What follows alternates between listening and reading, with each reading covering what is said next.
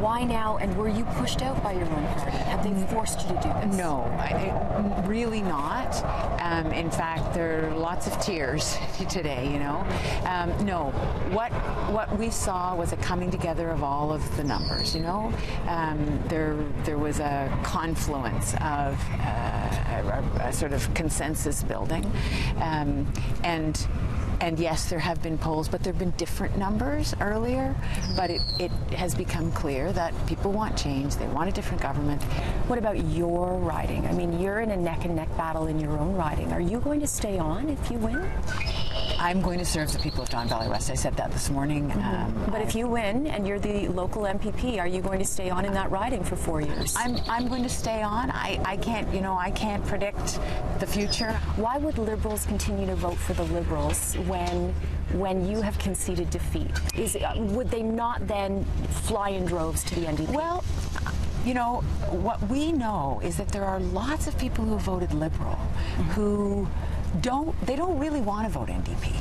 You know, they want to believe that they can make a difference. They're not interested in an NDP majority any more than they're interested in a Doug Ford majority. And so this gives them the ability to say, okay, I can take a second look at this because, yeah, we do need Liberals at Queen's Park. Polls are suggesting you might not even get 8 seats, that you're going to be obliterated and not have party status. Is this a last-ditch effort to, I'm not going to be the leader, but still vote for my MPPs? It is an honest reflection of what I'm hearing.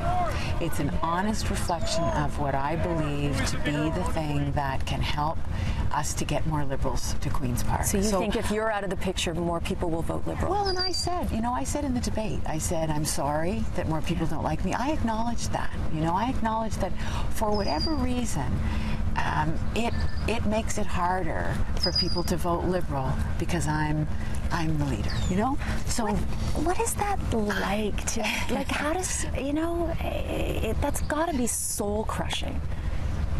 It's hard. And people constantly ask me, you know, well, why? Well, and I don't know the full answer to that. I don't know. Is it because you're a woman? Is it because you're an older woman? Is it because you're gay? Well, I think all of those things may have something to do with it. You know? I mean, I've seen your Twitter feed and the comments. Yeah, that you get. It's interesting. It's interesting that you add age into that because I do think there's an element of that as well.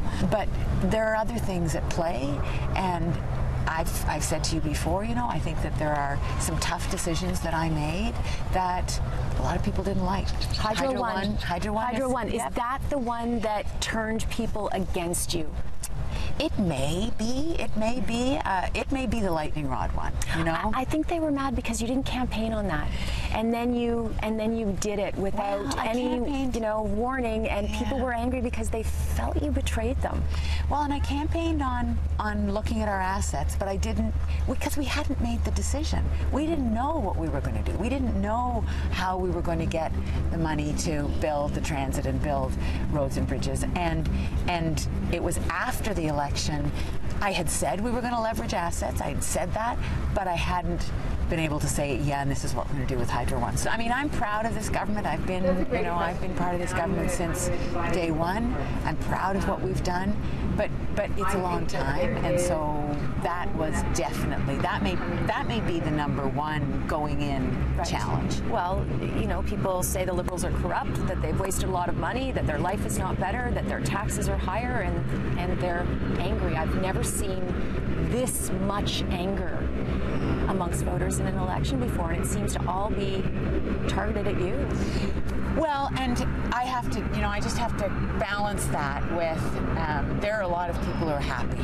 There are a lot of people who are happy that they're earning $14 an hour, who are happy that their kids are getting prescription medication, who are happy that they're going to have a better retirement. Now, that interview was done just 2 hours after Kathleen Wynne's announcement. What struck me the most was the sadness in her eyes.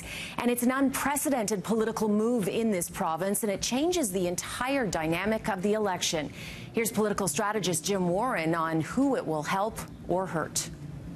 I think this is the nuclear button option. The Liberals have no other choice, so everything else they've done hasn't worked. I think they were looking at winning no seats on Thursday, and they're trying to give people some sort of almost permission to say, listen, we're going to punish Kathleen Wynne ourselves, which the campaign has her come out and say that today, and they're trying to give some reason for you to vote for the local candidates and focus on local candidates. And again, remember, this is the first campaign where we're going to get money proportionate to how many votes you get. So for every vote for Liberal is $1 for them to help pay off their campaign debt to try and survive, to live to fight another day. So they're going to be broke out of this. You're going to have the caucus decimated. You're going to have the bank account is going to be completely depleted, and you're going to have a demoralized party. Will this ultimately hurt the PCs if it boosts the NDP, of course? Now all of a sudden Tory safe ridings are actually in play. People like Vic Fideli and Nipissing all of a sudden have a battle on their hands because no one is voting Liberal in those ridings.